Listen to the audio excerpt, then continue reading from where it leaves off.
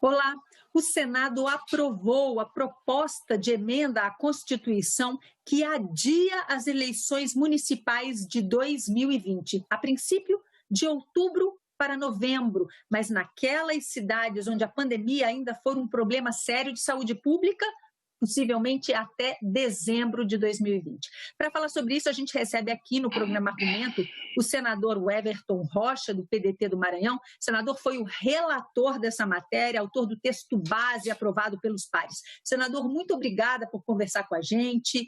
Como é que o senhor avalia o resultado aqui? O Senado chegou com essa proposta de emenda à Constituição aprovada. Eu sei que o senhor teve muitas reuniões, inclusive durante o final de semana. A gente viu autoridades do Tribunal Superior Eleitoral também dando seu parecer a respeito. Essa solução é a melhor solução?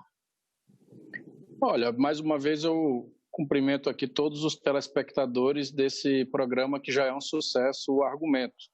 E nada em nenhum local melhor do que aqui para nós argumentarmos o nosso ponto de vista e defender que o Senado tomou a posição correta, madura, altiva e que poderia se tomar para o momento. O presidente Davi Alcolumbre atendeu o convite, a convocação das autoridades sanitárias, das pessoas que estão falando pela vida, que estão falando em defesa da nossa população, e o Tribunal Superior Eleitoral, convencido de que não tinha como realizar a eleição dia 4 de outubro, pediu que se estudasse dentro do campo e do momento e do espaço adequado e correto que é o da política, no Congresso Nacional, se discutir qual seria essa data num período aí entre novembro e dezembro. Nós deliberamos quase pela unanimidade, quase. Nós tivemos quase 70 votos, foram 67 a favor, um quórum altíssimo. Isso mostra a responsabilidade que os senadores estão tendo com esse momento. Nós não votamos aqui para tomar uma decisão política. A nossa decisão foi, repito, com a agenda da saúde, com a agenda aí que nós estamos enfrentando, infelizmente, essa crise sem precedentes da pandemia. Então, decidimos para o dia 15 de novembro, primeiro turno, segundo turno, 29 de novembro, e dando essa opção ao tribunal em casos caso a gente tenha alguma elevada taxa de contaminação e descontrole por conta do Covid-19, se for necessário suspender e prorrogar a eleição até dia 27 de janeiro, está dada essa condição para que se remarque proporcionalmente em lugares onde for necessário. Você falou 27 de janeiro ou 27 de dezembro? Desculpa, eu vi mal. 27 de dezembro. E por que esse limite do dia 27 de dezembro? Porque a Constituição ela nos dá, os originários, os constituintes originários, eles deram a periodicidade do voto e do mandato. E o mandato encerra dia 31 de dezembro dos prefeitos e vereadores. Então, eu coloquei lá no limite do limite. Nós não podíamos botar depois do dia 1º de janeiro, porque isso implica em um ato anticonstitucional que não foi combinado, que não foi conversado, e então não estava na pauta. Então, a pauta foi a data da eleição dentro do prazo constitucional, que são os mandatos dos atuais prefeitos e vereadores. No prazo constitucional é que, para mudar isso, precisaria de uma nova constituinte, porque essa proposta já é de mudança à Constituição, não é isso, senador? Isso, seria uma nova constituinte, isso é cláusula pétrea, nós não temos condição nenhuma de mexer nela, e é o que eu tenho dito. Vamos supor que dia 27 de dezembro chegue e, infelizmente, não tenha como realizar a eleição no Brasil. Não pode ser os políticos oferecer uma solução de prorrogação. Quem vai ter que oferecer essa solução é o próprio judiciário, é a própria sociedade, são os próprios médicos, como assim o fizeram na questão da data. Isso terá não só legitimidade, mas condição de se resolver, até porque uma possível solução dessa teria que ser um grande acordão da República, não só uma vontade do Congresso Nacional.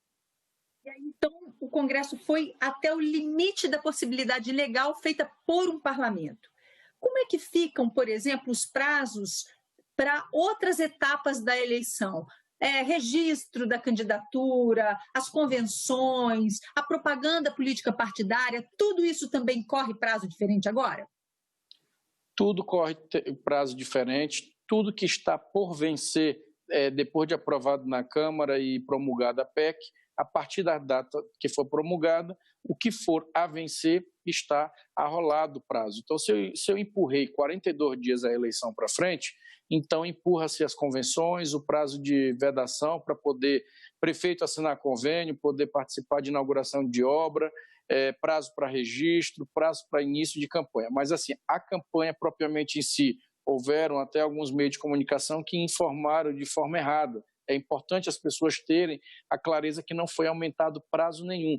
Prazo de internet, de campanha é o mesmo, prazo de TV e rádio são os mesmos.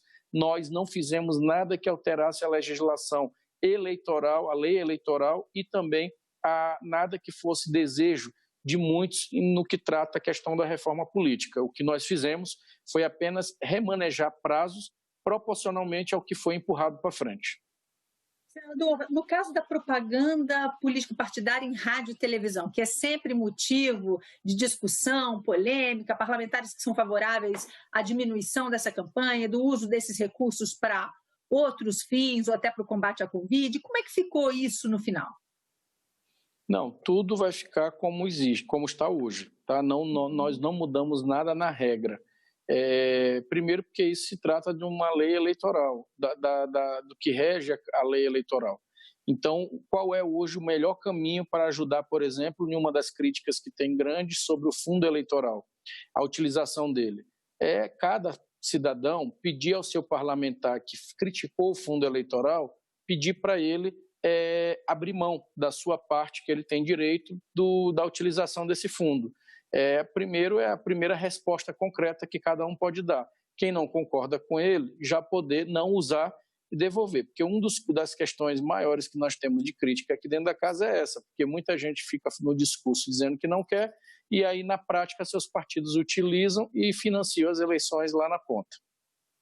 Senador, no caso da emissora de televisão, pode acontecer de em uma cidade a campanha eleitoral e, portanto, o tempo de televisão naquele município ser durante um período, e em outro município onde a situação seja em outro local, seja outra campanha em outro período. O senhor sofreu pressão por parte das emissoras, por exemplo, em relação a isso, já que isso desorganiza um pouco as grades nacionais? Não, a regra é a mesma no primeiro e segundo turno. Aonde houver alteração de data, suspende-se proporcionalmente, a própria Justiça Eleitoral vai determinar o período que ficou faltando de campanha para que o município, aonde tiver geração de programa de TV e de rádio, adapte a sua nova mídia daquele momento. Mas isso serão exceções. Nós estamos falando aqui da regra geral, que está mantida todas iguais no mesmo período. Essa autorização para que o TSE passe a tomar decisões empodera mais o Tribunal Superior Eleitoral? Pelo contrário, lá as normas elas são normas administrativas operacionais. Então, por exemplo, não tinha sentido eu colocar numa PEC horário de abertura de urna. Isso é da operação, porque o município que não tiver nenhum caso de Covid-19 estiver funcionando normal, ele pode abrir 8 da manhã e fechar 5 da tarde. Já um local que está mais complicado, e eles vão trabalhar, incentivar, na verdade, porque isso não é forçado na legislação, mas dizer, olha, você que tem acima de 50 anos, vá logo 7 da manhã votar, porque até 10 horas você é prioridade. E você que tem abaixo de 40, só vá votar depois de meio-dia. Vai haver, eles estão fazendo a conta proporcional no número das nossas faixas etárias de eleitores do Brasil para saber qual é os horários que eles irão incentivar aí. Por que eu estou falando incentivar? Porque se o eleitor chega lá, ele tem 63 anos de idade, com a sua esposa, vai votar, e aí ele mora com um filho, o filho mora com ele, ou sobrinho, ou alguém de 30 anos. Esse rapaz de 30 anos não pode ser impedido de votar, e eles aproveitaram a carona para ir junto à família. Então, claro que ele vai votar. Agora, quem puder ir só à tarde para não estar aglomerando e dando essa segurança para esse cidadão, que em tese é um cidadão potencialmente de risco, claro que isso vai dar educação e da conscientização que nós iremos fazer durante o pleito. Senador, sua expectativa é de aprovação também na Câmara dos Deputados e de uma pronta promulgação dessa PEC? Olha, eu tenho dito que a Câmara e o Senado têm cumprido papéis importantes e responsáveis perante a nação. Eu faço esse, claro, desejo que dê tudo certo, mas quem vai poder realmente dizer que vai dar certo, que vai aprovar e promulgar, eu digo que vai, se aprovar. Agora, aprovar é somente os deputados. O sistema é bicameral, eles têm total independência, o Senado já fez o seu papel, o presidente Davi Alcolumbre foi muito rápido, célere, deu total condições para que eu pudesse trabalhar e fazer com que esse relatório fosse homenageado e reconhecido por todo o mundo, não só jurídico, mas pela sociedade civil e organizada por todos, e isso faz com que chegue à Câmara um trabalho sério, feito com muitas mãos, com muita luz, com muita democracia e com muita seriedade. Repito, não foi uma decisão política que o Senado tomou, foi uma decisão a favor da vida, foi ouvindo médicos, especialistas. Se fosse para discutir política, a gente estava no dia 4 de outubro, até porque é a data que estava marcada e que nós estamos acostumados sempre a enfrentar a urna e sempre enfrentar o bom debate.